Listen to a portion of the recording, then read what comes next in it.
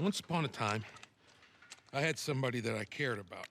And in this world, that sort of shit's good for one thing: getting you killed. So you know what I did? I wisened the fuck up.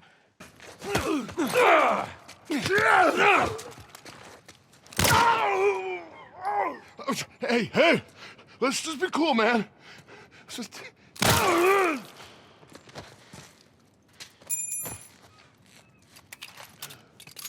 The Last of Us Part 1 rumors circled for what feels about 2 years before its actual announcement. All sorts of other rumors were in the air during that time about what this would be, who is really making it, and is it truly being built from the ground up for PlayStation 5. And that's where I'd like to start with this review for The Last of Us Part 1.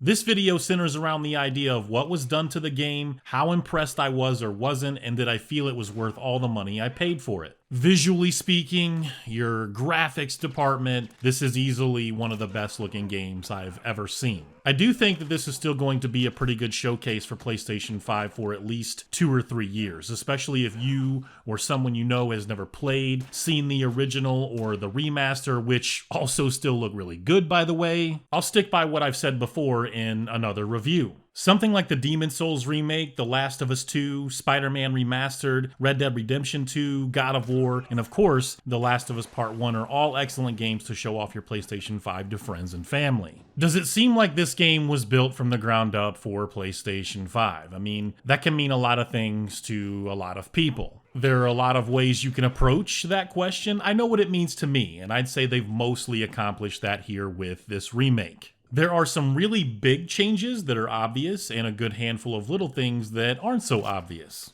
There may even be 1 or 2 that I mention in this review that no one else has. It is quite clear from the very beginning of the game that they decided to not only change the appearance of some characters, but also give them a lot more detail. As far as Naughty Dog's custom engine goes, this is as close as they've been to matching the in-game model with the cutscene stuff. It's really damn close, and in some cases, I couldn't even tell much of a difference. Another huge change for me is the lighting in The Last of Us Part 1. Lighting in games, or hell, lighting in real life, can change the appearance and the mood for the better. To me, the changes made in certain areas of the game are for the better, and the entire atmosphere and immersive feel of The Last of Us is vastly improved because of it. You see simple things like the spores or dust particles in the game are greatly improved over the remaster. Did they need to do that? Give more higher detailed spores and dust particles? No, but those changes make it feel a lot more immersive and just a better experience.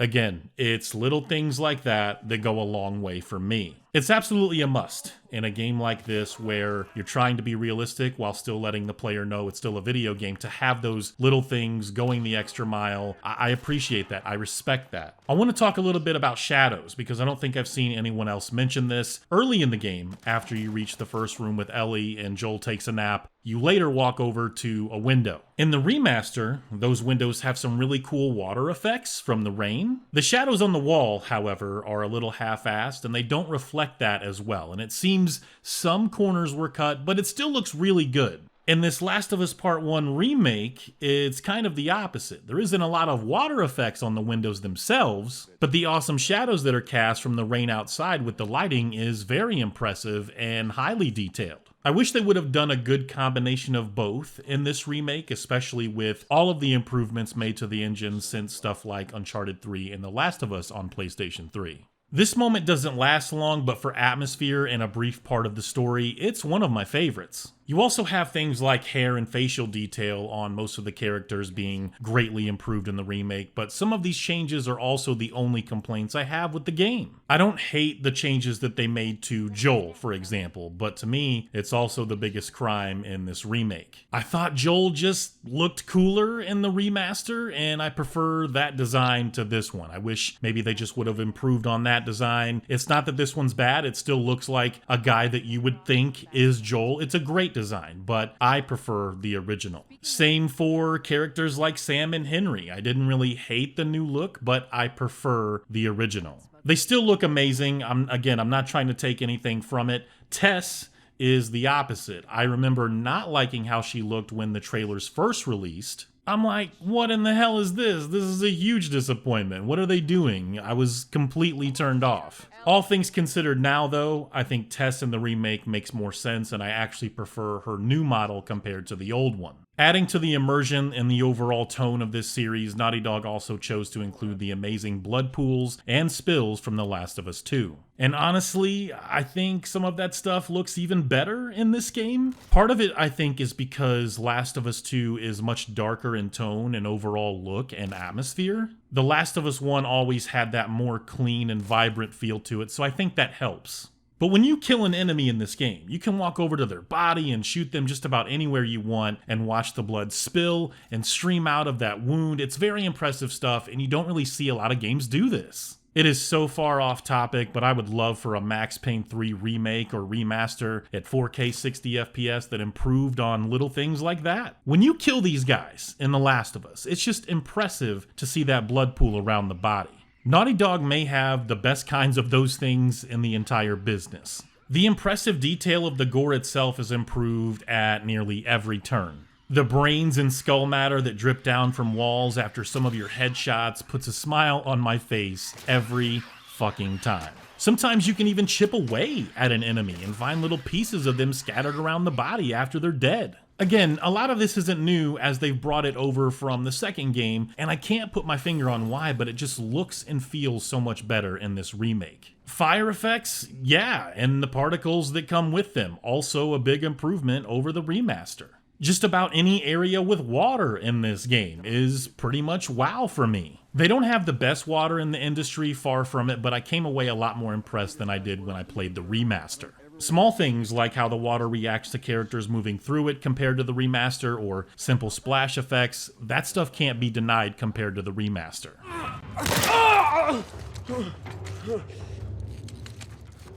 I got you.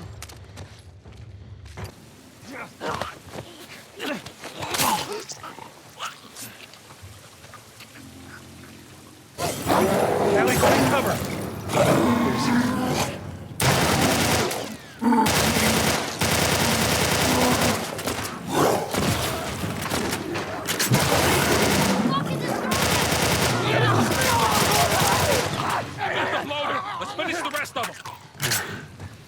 Seeing as how I already reviewed The Last of Us on my channel, and you can definitely go and check out that review, I would greatly appreciate it. Like it, share it, give me your comment. There isn't a lot for me to say on the gameplay or the story side of this remake, but I'll try my best. I believe at one point I felt that The Last of Us 2 was more fun than the remaster given the improvements to not only the gameplay, but the engine and things like physics themselves. I can't say which one of these is better or more fun now, even if you can do a tiny bit more as Ellie in Part 2.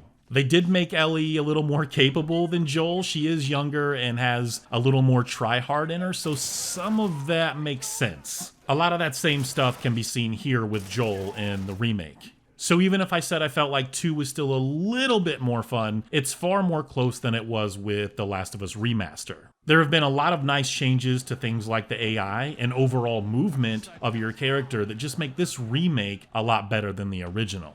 Joel feels slightly more heavy and somehow still moves around a little bit better than he did in the original game. I like that. I prefer that. Climbing over objects, that's another one. It feels different. It looks different. The improvements to many of the game's animations make all of that stuff feel so much better, and it just makes the game a lot more fun. I turned off all of the adaptive trigger stuff I usually do in just about every game that I play that has that, and even with that, I could still feel a difference compared to the original game. Controls feel tighter, and to me, slightly more responsive over the original game as well. Even if they had not made the improvements to the gameplay, the animations, the choice of 60 FPS, the fact that there is a dot reticle option over the classic circle is a huge win for me. I prefer the dot reticle in my third-person action games. To me, it just helps with the immersion a little bit. Workbenches. Yes, they brought that over. The much more detailed workbench from The Last of Us 2. It's a welcome change. I loved how Ellie would clean and tool around with the guns, and it would have been a crime not to include it in this remake. For the most part, the core gameplay went unchanged, and I think that this is a wise choice. You don't want to change too much, but they could have taken this opportunity to improve the AI even just a little bit more than they already did, and possibly change some of the level design with certain sections of the game, enemy placement, and the encounters in general. A lot of that stuff, again, a missed opportunity. And even though you still have those slow walking sections that have went unchanged, enemy encounters that have again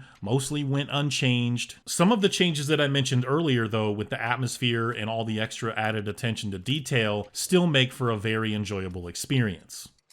I wouldn't have believed it neither, but I can show you. And what the hell is plan B? You ought to be thankful you're still drawing breath. That was plan A, B, C, all the way to fucking Z. Right.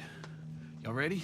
Outside of the character models themselves, this needs to be absolutely clear, the story and how it plays out also remains unchanged. This is literally the exact same experience from a story standpoint. There's no way around it. I'm not going to sit here and BS anyone. It is the exact same game from a story standpoint. They didn't do anything that's like super crazy on that front. Although one thing I caught playing this time that I don't think I mentioned in my original review deals with Ellie and Joel's relationship. This time around, I picked up on little ways that their relationship improves throughout the game, and not always in the most obvious ways. Early in the game, Ellie will say things and ask questions, and Joel shuts it down immediately, or becomes angry even. Later, Ellie asks similar questions, and he opens up a little bit more, but not completely. It's an insanely nice touch for video game writing. I don't always have a lot to say about sound design in my reviews, but I wanted to mention Joel's breathing at certain points in this game. In particular, when he puts the mask on to avoid breathing in spores.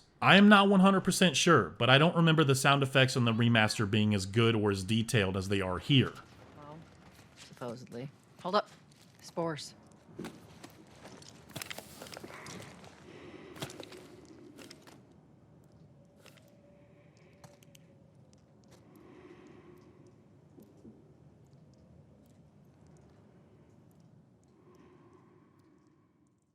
It's another little thing that makes all the difference. What many will come to this video for is a score, or to hear another gamer's thoughts on whether or not this remake is worth $70. Is it a waste? Was it truly built from the ground up for PlayStation 5? That's not really for me to decide for you. My opinion is that they've done enough to justify it for me. Now, if Naughty Dog had just changed some of the character models the way that they have, they didn't use like an updated version of their custom engine and slapped up, but hey, it's 4K 60 FPS, I would probably say no, this is not worth it in my honest opinion. If that had been the package and all they offered was 4K 60 FPS with some slightly better character models, would I still have bought it? Yes. If I like something enough, I will buy it at a lot of price points depending on how I feel about said product. I'm honest with you guys. I always tell you exactly how I feel, possibly to a fault. I'm going to say something that I'm not supposed to say. I do not care that someone else doesn't think it's worth what was paid. I do, and that's all I care about. I say it's justified because I personally feel that enough with the game has changed overall, and for the better. But if I'm being entirely honest and 100% with you guys, as far as remakes go, this isn't quite as good or on the same level with remakes showcasing as something like Demon's Souls or the Resident Evil 2 remake. That is my opinion. Those games changed a lot more in their own ways, but I'd still say they are also worth full price depending on your taste. Something else that goes unchanged from the original game is my score. It's still a great game. I absolutely believe it deserves no less than a 9, and I stand by that. I'm going to stand by that with this remake. A lot of things have improved, some things unchanged, some missed opportunities, but nothing that I would like dock any points for, so I'm sticking by that 9. Thank you guys so much for watching this review. I do appreciate it, and I appreciate you guys very much. Have a good one. Peace.